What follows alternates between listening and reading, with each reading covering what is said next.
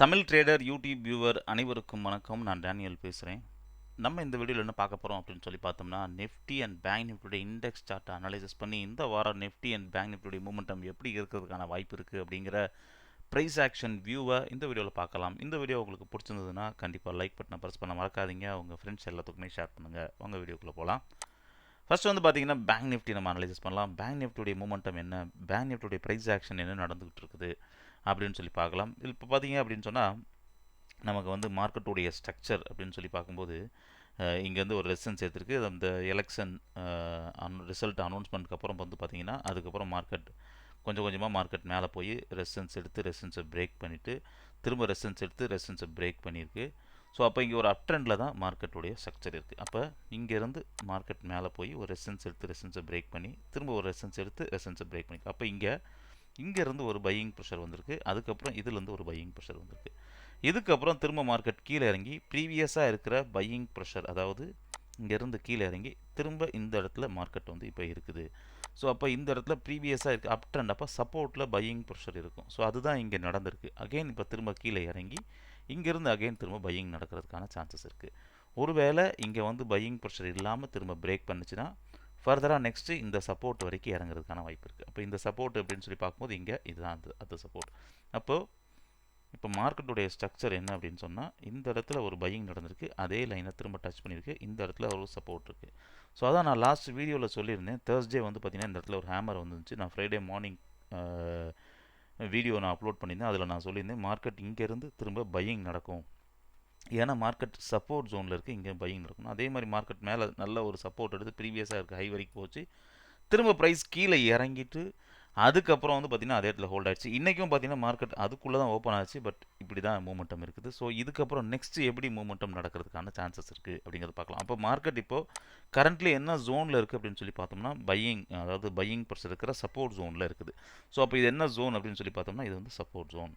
So இதை வச்சு அப்போ இங்கேயே வந்து சப்போர்ட் எடுத்து திரும்ப ப்ரைஸ் எங்கே வரைக்கும் போகலாம், ப்ரீவியஸ் ஹைக் வரைக்கும் போகலாம், இல்லை இதுக்கு மேலேயும் போகலாம். ஸோ அப்போ இது வந்து சப்போர்ட் ஜோனில் இருக்குது. இங்கேருந்து சப்போர்ட் எடுத்து மார்க்கெட் மேலே போகிறதுக்கான சான்சஸ் இருக்குது.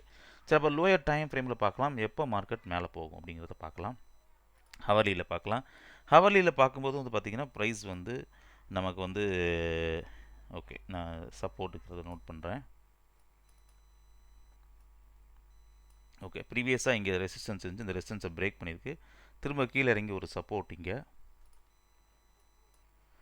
அதுக்கப்புறம் திரும்ப ரெசிஸ்டன்ஸ் எடுத்துருக்குது, அகெயின் திரும்ப கீழே இறங்கி சப்போர்ட்டுக்கு அப்புறம் திரும்ப மார்க்கெட் மேலே போயிட்டு திரும்ப மார்க்கெட் கீழே இறங்கி ரீடெஸ்ட் பண்ணுங்க. அப்போ இதை வந்து லோயர் டைம் ஃப்ரேமில் இதுக்கு அடுத்த லோயர் டைம் ஃப்ரேம் போய் பார்க்கும்போது மார்க்கெட் என்ன நடந்திருக்குங்கிறத நம்ம பார்க்க முடியும். 15 மினிட்ஸ் டைம் ஃப்ரேமில் பார்த்தீங்கன்னா தெரியும் மார்க்கெட்டுடைய மூவ் என்னவான்னா இங்கேருந்து தொடர்ந்து ஒரு ரெசிஸ்டன்ஸ் இருந்திருக்கு, இந்த ரெசிஸ்டன்ஸை பிரேக் பண்ணிடுச்சு. அதாவது இங்கே ஒரு செல்லிங் ப்ரெஷர் இருந்திருக்குது, அதுக்கப்புறம் வந்து பார்த்திங்கன்னா இதில் ஒரு செல்லிங் ப்ரெஷர் இருந்திருக்கு, திரும்ப இதில் இங்கே ஒரு செல்லிங் ப்ரெஷர் இருந்திருக்கு. இப்போ இந்த செல்லிங் ப்ரெஷரை பிரேக் பண்ணிடுச்சு. ஸோ பிரேக் பண்ண இடத்துல அகெயின் வந்து இங்கே சப்போர்ட் எடுத்துக்கிட்டே இருக்கு. அப்போ மார்க்கெட்டில் இது வந்து ட்ரெண்ட் ரிவர்சல்னு எடுத்துக்கலாம். இப்போ ட்ரெண்ட் ரிவர்சலுக்கு அப்புறம் என்ன நடந்திருக்கு அப்படின்னு சொல்லி பார்த்தோம்னா இந்த ட்ரெண்ட் ரிவர்சலுக்கு அப்புறம் திரும்ப ஒரு ப்ராஃபிட் புக்கிங் நடந்திருக்கு, திரும்ப ஒரு பையிங் நடந்து திரும்ப மார்க்கெட் மேலே போயிருக்கு. அப்போ நெக்ஸ்ட்டு திரும்ப ப்ராஃபிட் புக்கிங் நடக்கலாம். இந்த ப்ராஃபிட் புக்கிங்க்கு அப்புறம் ப்ரைஸ் மேலே பிரேக் அவுட் பண்ணிச்சுன்னா மார்க்கெட் மேலே போகலாம்.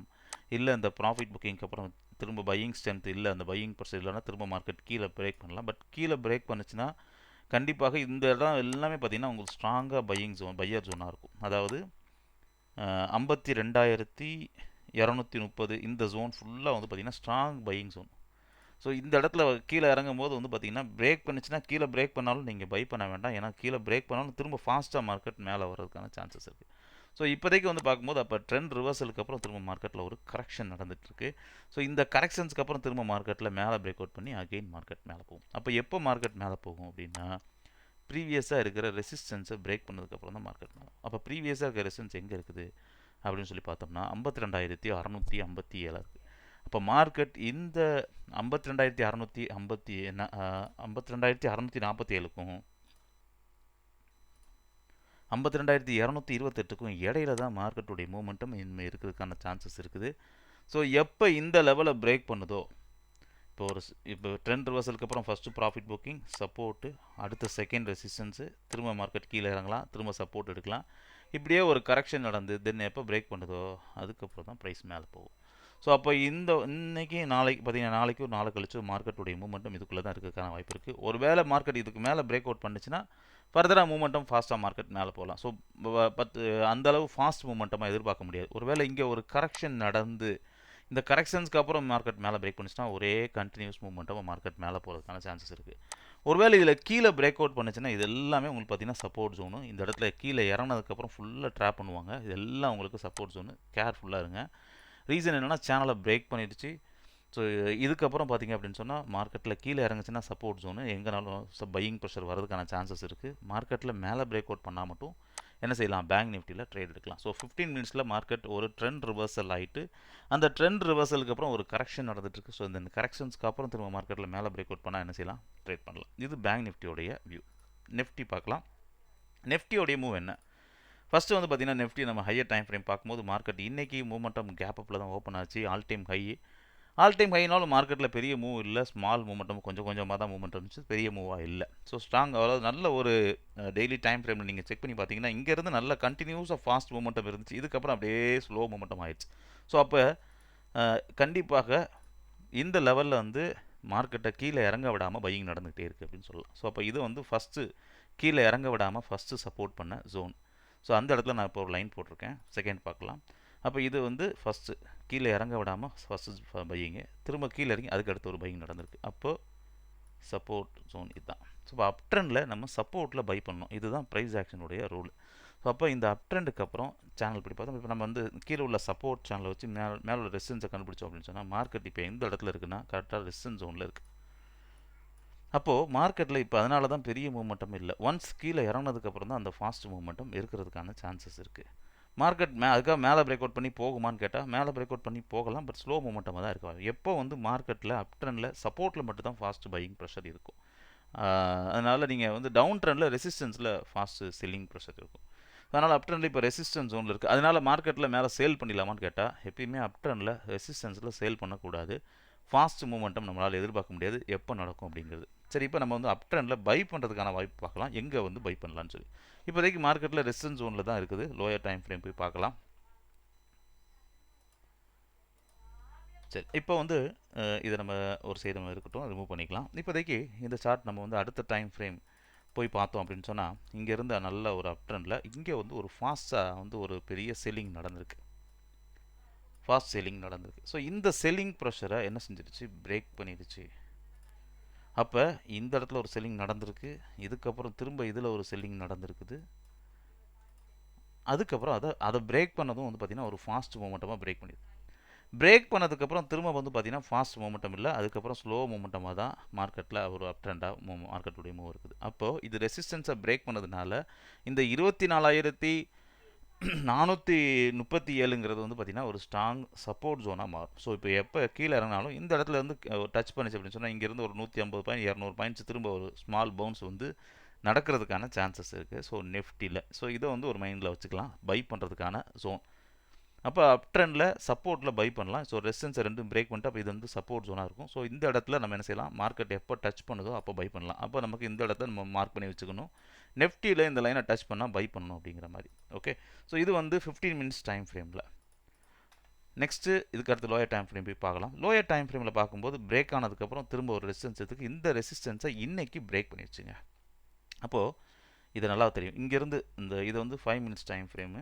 இங்கே பிரேக் ஆனதுக்கப்புறம் ஃபஸ்ட்டு ஒரு ரெசிஸ்டன்ஸ் ப்ராஃபிட் புக்கிங் நடந்திருக்கு. செகண்ட் இங்கே ஒரு ப்ராஃபிட் புக்கிங் நடந்திருக்கு. தேர்டு வந்து பார்த்திங்கன்னா இன்றைக்கி திரும்ப ஒரு ப்ராஃபிட் புக்கிங் நடந்துச்சு. தென் அதுக்கப்புறம் பார்த்திங்கன்னா அதை பிரேக் பண்ணிடுச்சு. இப்போ பார்த்திங்கன்னா தெரியும், நான் லைன் சார்ட்டில் காமிச்சா இன்னும் தெளிவாக தெரியும். ஸோ இங்கே வந்து பார்த்திங்கன்னா ஒரு ஸ்மால் கரெக்ஷன் நடந்து பிரேக் அவுட் ஆகிருக்குங்கிறது தெளிவாக தெரியுது வியூ படி பார்க்கும்போது. அப்போது இங்கே நல்ல கவனிங்க, இந்த ரெசிஸ்டன்ஸாக இருந்த இடத்த பிரேக் பண்ணதுக்கப்புறம் திரும்ப அந்த லைனை டச் பண்ணுச்சு அப்படின்னு சொன்னால் அது சப்போர்ட்டாக இருக்கும். ஸோ பாருங்கள், ரெசிஸ்டன்ஸை பிரேக் பண்ணதுக்கப்புறம் திரும்ப மார்க்கெட்டில் பாருங்கள் அந்த லைனை டச் பண்ணும்போது போதெல்லாம் சப்போர்ட்டாக இருக்குது. இப்போ நீங்கள் அது பார்த்தா தெரியும், இங்கேருந்து ஒரு பையிங் நடந்திருக்குது, இதுலேருந்து ஒரு பையிங் நடந்திருக்குது, திரும்ப மார்க்கெட் கீழே இறங்கிட்டு இருக்கு. அப்போ இங்கே இப்போ மார்க்கெட் நியர்பை சப்போர்ட் ஜோனில் தான் மார்க்கெட் இருக்குது. ஒருவேளை நாளைக்கு மார்க்கெட் இந்த நியர்பைலே ஓப்பன் ஆச்சுன்னா 24,575ங்கிறது சப்போர்ட்டாக இருக்கும். ஸோ இங்கேருந்து மார்க்கெட் மேலே போகிறதுக்கான சான்சஸ் இருக்குது. ஸோ இங்கேருந்து ஃபாஸ்ட் மூமெண்ட்டுக்கு அப்புறம் மார்க்கெட் அப்படியே மெதுவாக தான் கீழே இறங்குச்சு. நாளைக்கு இங்கேருந்து இந்த சேனல் ஒரு சேனல் இருக்குது, இந்த சேனலை மார்க்கெட் மேலே பிரேக் பண்ணுச்சுன்னா அதுக்கப்புறம் ஒரு ஃபாஸ்ட் மூமெண்ட்டம் எதிர்பார்க்கலாம். அகெயின் திரும்ப ப்ரைஸ் வந்து 24,629 வரைக்கும் போகிறதுக்கு. எப்போ அப்படின்னா மார்க்கெட் இதுக்கு மேலே ஓப்பன் ஆகி இதுலேயே ஒரு கரெக்ஷன் நடந்து கீழே இறங்கிட்டு கூட ஃபாஸ்ட்டாக மார்க்கெட் எப்போ கீழே இறங்கிட்டு ஒரு ஃபால்ஸ் பிரேக் மாதிரி வந்து ஒரு விக்கு மாதிரி வந்து மார்க்கெட் மேலே க்ளோஸ் கொடுக்குதோ அப்போ மார்க்கெட் மேலே பிரேக் ஆகும்.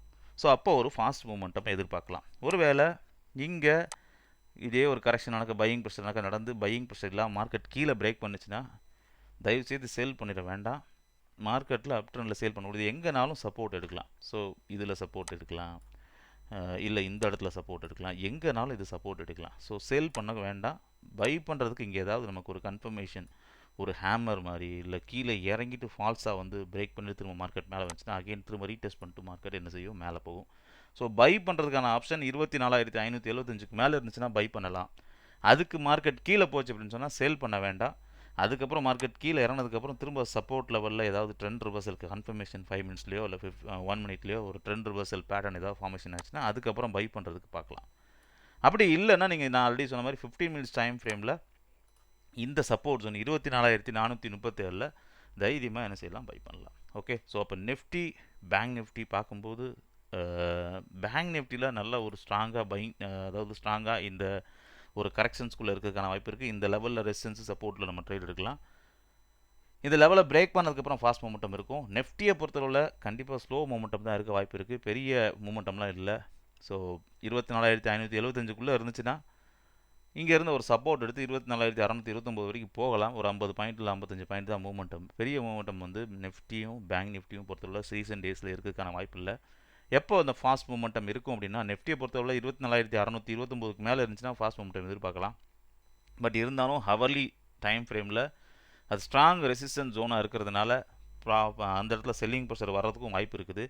ஸோ இந்த இடத்துல சின்னதாக நம்ம ஒரு 50 பாயிண்ட்டுக்கு நம்ம ஒரு 25-30 பாயிண்ட்டுக்கு நம்ம ப்ரீமியமில் வச்சு என்ன செய்யலாம், ட்ரேட் எடுக்கலாம்.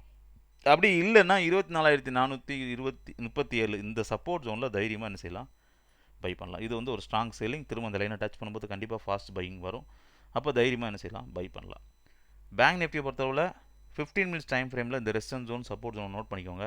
இதுக்கப்புறம் இந்த கரெக்ஷன்ஸ்க்கு அப்புறம் திரும்ப மார்க்கெட் மேலே பிரேக் அவுட் பண்ணுச்சுன்னா ஃபாஸ்ட் மூமெண்டம் எதிர்பார்க்கலாம். ஓகே.